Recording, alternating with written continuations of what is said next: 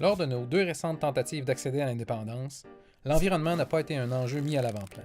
Les questions environnementales étant devenues cruciales dans les dernières décennies, il est essentiel d'étudier les conséquences de l'indépendance du Québec dans ce domaine.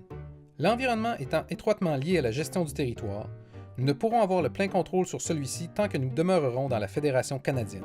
L'indépendance nous permettra ainsi de gérer les questions environnementales selon nos priorités, plutôt que de nous en remettre à celles d'un gouvernement élu en majorité par un autre peuple.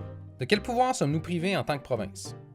Le premier champ de compétences en environnement détenu par le Canada est la ratification des traités internationaux.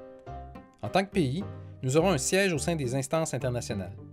Bien que notre influence n'équivaudra pas celle des États-Unis, elle ne sera pas nulle, ce qui est le cas présentement. Le deuxième pouvoir exclusivement canadien concerne tous les projets impliquant plus d'une province. Dans le cas de l'oléoduc Énergie-Est de TransCanada, qui serait le plus gros en Amérique du Nord, le gouvernement du Québec peut poser certaines conditions, mais il ne peut empêcher sa construction. Le troisième champ de compétences réservé au gouvernement canadien concerne nos eaux, notamment celles du fleuve et du golfe du Saint-Laurent. Ces pouvoirs concernent le transport maritime, les pêches et le statut des espèces protégées. Présentement, plus de 20 ministères et organismes du gouvernement du Canada ont des responsabilités dans la gestion des eaux, ce qui fait autant de joueurs extérieurs intervenant dans la gestion du Québec. Le quatrième champ de compétences relevant uniquement du gouvernement canadien et ayant des répercussions sur notre environnement touche les normes de transport. On pense au transport aérien, mais aussi aux normes du transport ferroviaire. Le cinquième champ concerne la recherche. Le gouvernement canadien oriente la recherche scientifique de nombreux instituts et universités québécois en attribuant financement et bourses selon ses priorités.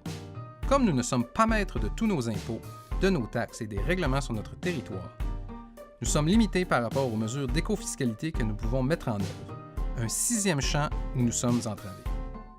En tant que pays, nous pourrons déployer une écofiscalité complète avec tous les pouvoirs fiscaux d'un État sans attendre que notre partenaire canadien agisse. Finalement, nommons comme pouvoir exclusif du gouvernement d'Ottawa les normes d'émission des polluants atmosphériques et la gestion des matières dangereuses telles que les déchets nucléaires.